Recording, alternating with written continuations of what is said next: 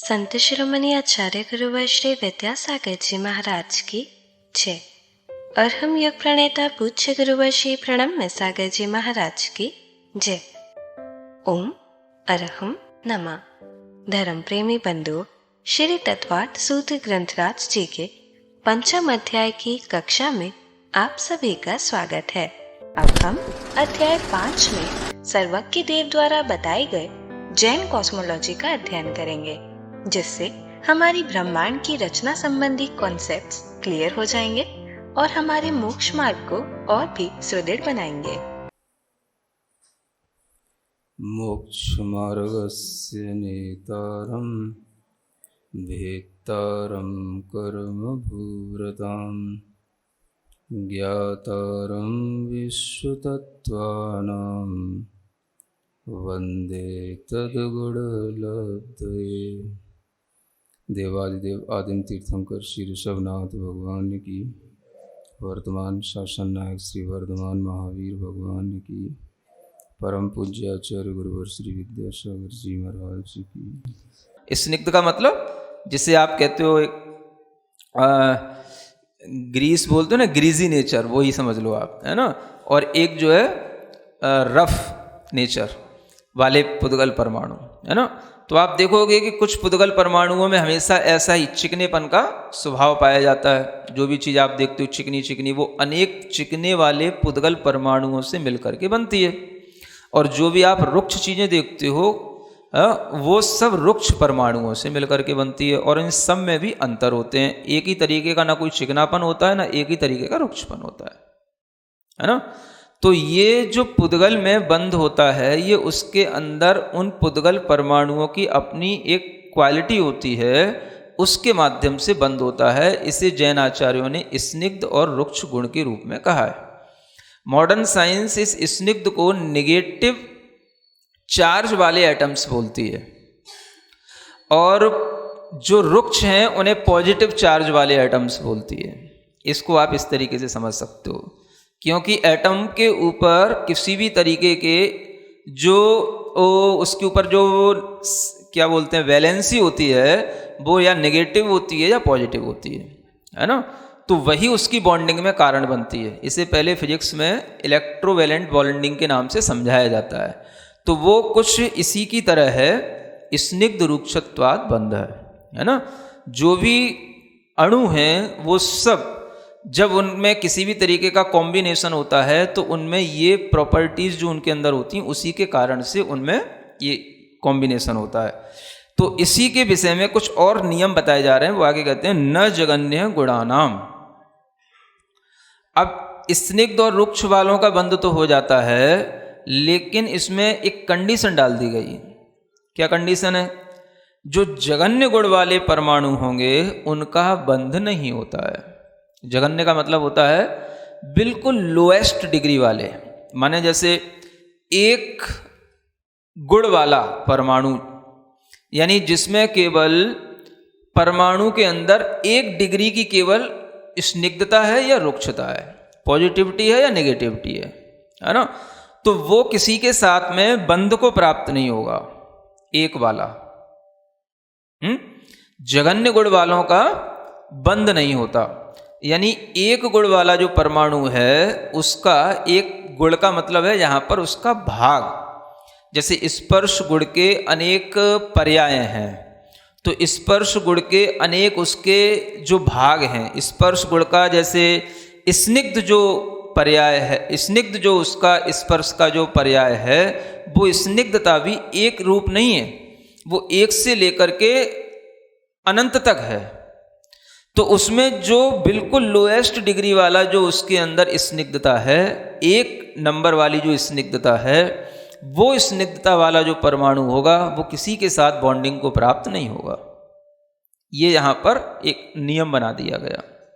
उसमें ये अपने अंदर, उसके अंदर पावर नहीं है कि वो किसी के साथ बॉन्डिंग कर ले। क्यों नहीं है? ये नेचुरल है, होता ही नहीं है ना। तो जगन्य गुण का मतलब हो गया जो लोएस्ट डिग्री वाला जो मतलब परमाणु है, अपने अंदर चाहे स्निग्धता रखे चाहे रुक्षता रखे। क्योंकि ये आपको बता चुके हैं कि एक परमाणु में या तो स्निग्धता का गुण होगा या रुक्षता वाली पर्याय होगी। तो स्निग्धता वाली पर्याय के साथ में अगर एक उसका जघन्य अंश पाया जाता है तो बंध को प्राप्त नहीं होता, इसलिए यहाँ कहा गया। फिर एक और कंडीशन आगे बताई जाती है, गुण साम्य सदृशानाम। क्या कहा? गुणों की समानता होते हुए भी जो सदृश हैं उनका बंध नहीं होता। सदृश है ना, यानी गुणों की समानता होने का मतलब ये हो गया कि जो उनके अंदर एक गुण वाला एक गुण वाले के साथ, दो गुण वाला दो गुण वाले के साथ, तीन गुण वाला तीन गुण वाले के साथ, है ना, ये गुणों की समानता हो गई। और गुणों की समानता अगर हो गई तो गुणों की समानता होने पर भी ये परमाणु बंध को प्राप्त नहीं होते हैं। कब तक? जब तक कि ये सदृश जाति वाले होंगे, है ना। सदृश का मतलब ये हो गया यहां पर कि अगर इनके अंदर जो गुणों के जो अंश पाए जाते हैं वो अविभागी प्रतिच्छेद के रूप में कहे जाते हैं। एक शब्द आता है जैन शास्त्रों में, अविभागी प्रतिच्छेद, इसको बोलते शक्ति अंश। शक्तियों के जो अंश हैं वो शक्ति अंश एक गुण वाले के भी शक्ति अंश कई प्रकार के होते हैं। माने एक गुण वाला भी जो परमाणु होगा उसके अंदर जो शक्ति अंश होंगे वो भी 1 2 3 4 से लेकर के इन्फिनाइट तक होंगे वो शक्ति अंश एक गुण वाला, क्योंकि वो भी एक प्रकार का नहीं है, एक गुण वाला भी। तो उसमें जो सदृश शक्ति अंश वाले होंगे उनका भी आपस में बंध नहीं होगा। माने कि समानता तो हो गई, 2 गुण वाला परमाणु स्निग्ध वाला हो और 2 गुण रुक्ष वाला हो, लेकिन दोनों के शक्ति अंश बराबर हो तो बंध नहीं होगा। इसी तरीके से 2 गुण स्निग्ध वाला 2 गुण स्निग्ध वाले के साथ शक्ति अंश बराबर होंगे तो बंध नहीं होगा। 2 गुण रुक्ष वाला होगा अपने 2 गुण रुक्ष वाले के साथ में, या 2 गुण स्निग्ध वाले परमाणु के साथ में, वो भी बंध को प्राप्त नहीं होगा अगर उसके शक्ति अंश बराबर होंगे। तो गुणों की समानता होने पर भी अगर शक्ति अंश बराबर हैं तो उनमें बंध नहीं होता, ये इस सूत्र से बताया गया। तो 2 कंडीशन हो गई। एक तो ये कि जो जघन्य गुण वाला है उसमें बंध नहीं होता, माने जो एक गुण वाला है उसका भी बंध नहीं होगा एक गुण वाले का किसी के साथ में, ठीक है ना। और जो 2 गुण वाला है या 3 गुण वाला है या 4 गुण वाला है, अब ये सब आ गए आगे, तो उसमें भी आचार्य कहते हैं जो उनमें समान शक्ति अंश वाले होंगे उनका बंध नहीं होगा। तो फिर होता किसका? तो उसके लिए आगे सूत्र आ रहा है, द्वैधिकादि गुणानाम तु, 2 अधिक गुण वालों का आपस में बंध होता है। किसका? 2 अधिक चाहिए, है ना, यानी 2 से शुरू करो, 1 का तो होना ही नहीं। तो 2 गुण स्निग्ध वाला जो परमाणु होगा वो 2 गुण स्निग्ध वाले के साथ भी बंध को प्राप्त हो जाएगा। हो जाएगा? नहीं होएगा, क्योंकि वो पिछले वाले सूत्र से मना हो गया, गुण साम्य सदृशानाम। तो क्या होना चाहिए उसमें? 2 गुण अधिक होने चाहिए। माने 2 गुण वाला अगर स्निग्ध गुण वाला परमाणु है तो उसमें 2 अधिक होने पर क्या होएगा? 4। तो 4 गुण स्निग्ध वाला कोई परमाणु होगा तो उसके साथ बंध को प्राप्त हो जाएगा, या 4 गुण रुक्ष वाला परमाणु होगा तो उसके साथ भी बंध को प्राप्त हो जाएगा। ऐसा नहीं है कि स्निग्ध का रुक्ष के साथ ही बंध होता है, स्निग्ध का स्निग्ध के साथ भी बंध होता है, स्निग्ध का रुक्ष के साथ भी बंध होता है, इसी तरह से रुक्ष का भी रुक्ष के साथ बंध होता है, रुक्ष का भी स्निग्ध के साथ बंध होता है, लेकिन वो होना चाहिए 2 गुण अधिक वाला। ऐसे ही 3 गुण स्निग्ध वाला परमाणु है तो वो 1 गुण स्निग्धता के साथ बंध को प्राप्त नहीं होगा, 2 गुण स्निग्ध वाला है उससे भी बंध को प्राप्त नहीं होगा, 3 गुण स्निग्ध वाला है उससे भी बंध को प्राप्त नहीं होगा, 4 गुण स्निग्ध वाला है उससे भी बंध को प्राप्त नहीं होगा, वो 5 गुण स्निग्ध वाले परमाणु से बंध को प्राप्त होगा। समझ आ रहा है? इसी तरीके से 3 गुण स्निग्ध वाला 1 गुण रुक्ष वाले के साथ बंध को प्राप्त नहीं होगा, 2 गुण रुक्ष वाले के साथ बंध को प्राप्त नहीं होगा, 3 गुण रुक्ष वाले के साथ बंध को प्राप्त नहीं होगा, 4 गुण रुक्ष वाले के साथ भी बंध को प्राप्त नहीं होगा, केवल 5 गुण रुक्ष वाले के साथ बंध को प्राप्त होगा। ये भी आगे भी 6 7 8 गुण रुक्ष वाले या स्निग्ध वाले के साथ भी बंध को प्राप्त नहीं होगा। किसके साथ होगा? 3 वाला केवल 5 वाले परमाणु के स्निग्ध या रुक्ष गुण के साथ में ही बंध को प्राप्त होगा। ये 2 अधिक, तो जो अधिक गुण वाला होता है, 2 अधिक गुण वाला होता है, उसी के साथ में यह बंध को प्राप्त होता है। और जब यह बंध को प्राप्त हो जाता है तो आचार्य कहते हैं बंधे धिकौ पारिणामिकौ च। क्या कहा? बंध की अधिकता होने पर वह उसी रूप में परिणमन कर जाता है। वह पारिणामिक हो गया, माने उसी रूप में परिणमन कर गया। कौन? जिसके साथ में वो बंध को प्राप्त हो गया। तो बंध की अधिकता होने पर, बंध के अधिक होने पर जब उसमें बंध को प्राप्त हो गया तो वह उस रूप में परिणमन कर जाएगा, माने वह उसी रूप हो जाएगा, है ना? जो ज्यादा वाला होगा, अधिक गुण वाला जो होगा उसी के साथ में परिणमन कर जाएगा। उदाहरण दिया जाता है इसको समझाने के लिए, है ना? जो गुड़ वाले हैं जानते हैं कि अगर गुड़ में धूली के कण भी उसमें मिल जाएं, हैं? तो वो धूली धूली नहीं रहती, वो भी गुड़ जैसी मीठी हो जाती है। नहीं समझ आ रहा? धूली के जो कण हैं वो भी उस गुड़ में मिलकर के कैसे हो जाते हैं? हाँ, वो भी गुड़ जैसे हो जाते हैं। इसका मतलब ये नहीं है गुड़ को धूल में डाल दो सब गुड़ बढ़ जाएगा गुड़ में, लेकिन वह धूली के अंदर मिठास तो आ जाएगा, लेकिन करकरापन वैसे ही रहेगा। समझ आ रहा है ना? तो ये उसके अंदर के जो परिणमन हुआ वो उस रूप में परिणमन करा लेता है ना? जैसे आपने कोई मान लो बहुत अच्छा कहना चाहिए चिकना दूध है ना? दुग्ध है, दूध है, और उसमें आपने जैसे मान लो भैंस का दूध है, ज़्यादा चिकना होता है, और एक गाय का दूध है ना? तो अगर आप भैंस के दूध में थोड़ा गाय का दूध डाल दोगे तो वो भी वैसे ही हो जाएगा। ऐसा नहीं वो अलग रहेगा, वो उसी के साथ वैसे ही हो जाएगा अगर वो उसमें परिणमन कर गया, अगर उसके साथ उसका बंध हो गया तो। समझ आ रहा है ना? तो वही यहां पर बताया जा रहा है कि बंध जो होता है वो 2 अधिक गुण वालों के साथ होता है, और बंध होने पर वह उसी रूप में पारिणामिक होकर के परिणमन कर जाता है। तो इस तरह से ये पुद्गल परमाणुओं के बीच की बंध व्यवस्था 1, 2, 3, 4 और 5 सूत्रों के माध्यम से बताई गई है ना? उनमें से जो पहला सूत्र है वो तो केवल बंध व्यवस्था को बताने वाला एक उत्सर्ग रूप में सूत्र है कि ये तो बंध की व्यवस्था है। बंध तभी होगा जब स्निग्ध या रुक्ष गुण के साथ में परमाणु मतलब उस अपनी क्वालिटी को रखने वाला होगा, और वो हर कोई परमाणु के अंदर कोई ना कोई स्निग्ध या रुक्ष गुण तो रहता ही है। अब आपके अंदर एक प्रश्न ये आ सकता है, तो क्या एक स्निग्ध वाला परमाणु क्या कभी बंध को प्राप्त नहीं होगा? समझ आ रहा है ना? क्या वो परमाणु जो एक रुक्ष गुण वाला है वो हमेशा एक रुक्ष गुण वाला ही बना रहेगा? क्या वो स्निग्ध वाला एक गुण वाला है तो हमेशा एक वैसे ही बना रहेगा? क्योंकि उसका किसी के साथ बंध नहीं होना, उसका क्या होगा?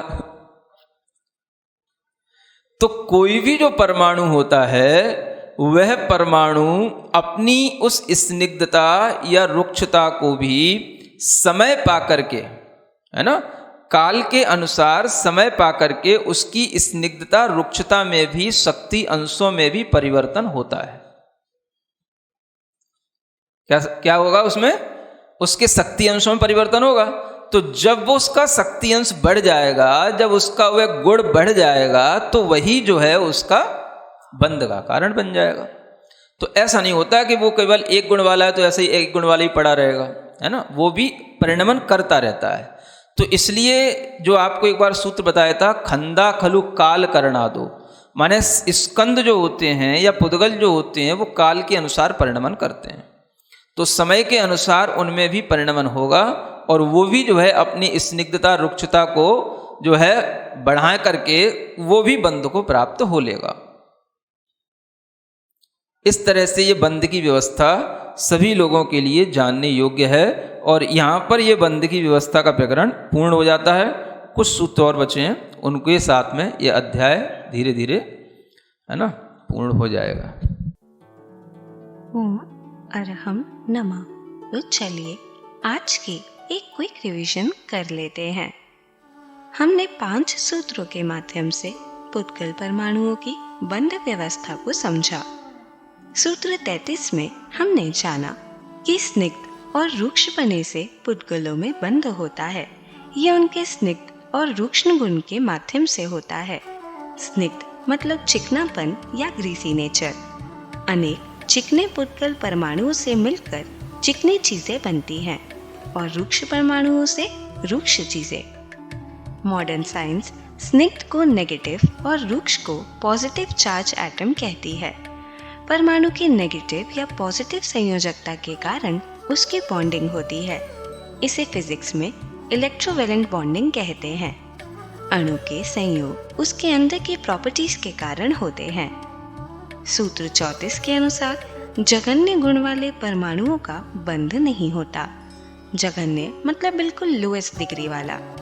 स्पर्श गुण की तरह ही स्निग्ध और रूक्ष्ण गुण की अनेक पर्याय और भाग होते हैं।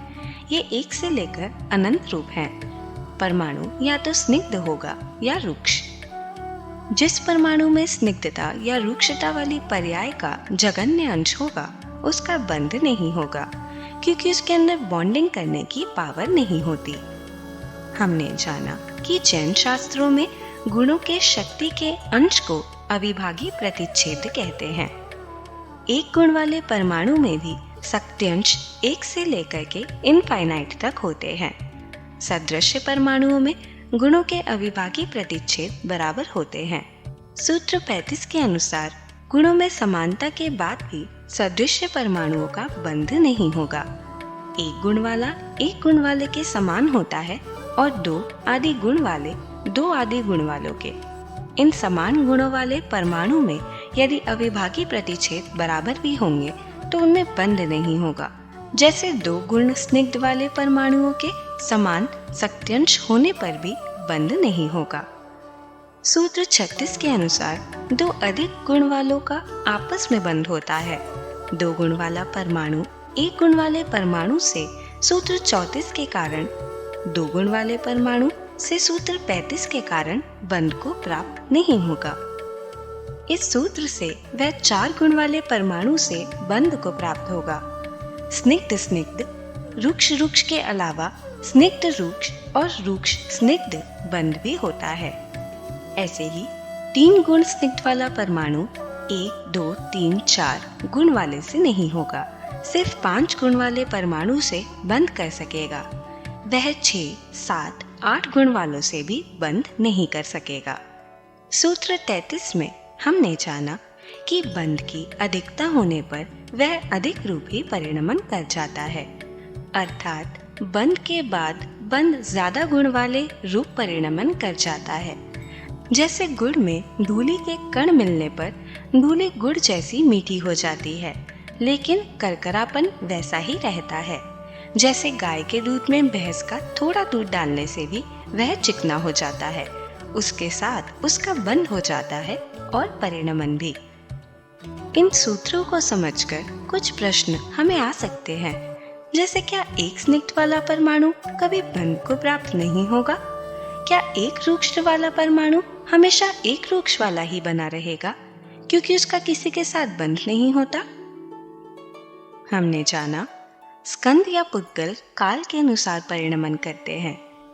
समय के साथ उनकी स्निग्धता या रूक्षता की शक्त्यांशों में भी परिवर्तन होता है। उनके गुण बढ़ जाएंगे जो उनके बंध का कारण बनेगा। तो चलिए अब हम सभी चिन्वाणी स्तुति करते हैं और तत्पश्चात समय होगा आज के सवाल का।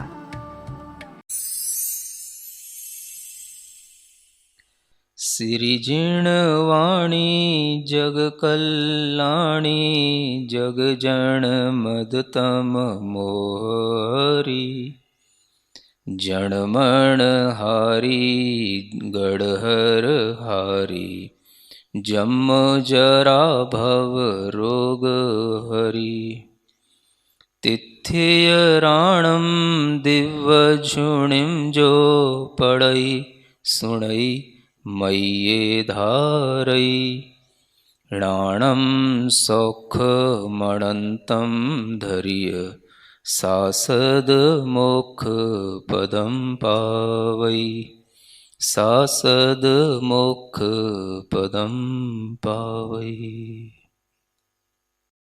अब समय है आज के प्रतियोगिता प्रश्न में भाग लेकर आकर्षक पुरस्कार जीतने का। आप अपने फोन को QR कोड स्कैन करने के लिए तैयार रखें या दिए गए लिंक पर जाएं। आप अपना उत्तर चुनकर हमें कल शाम 5 बजे तक भेज सकते हैं। 3 भाग्यशाली विजेताओं को मिलेंगे आकर्षक पुरस्कार। विजेताओं का नाम इसी कार्यक्रम में हर रविवार को घोषित किया जाएगा। साथ ही सभी प्रश्नों के सही उत्तर भी बताए जाएंगे। आज का सवाल है, आपस में बंध किसका होता है? समान शक्ति अंश वालों का, 1 अधिक गुण वालों का, 2 अधिक गुण वालों का, 3 अधिक गुण वालों का। अध्याय 5 की कक्षा 41 के आज के सवाल का सही उत्तर है नित्य अवक्तव्य।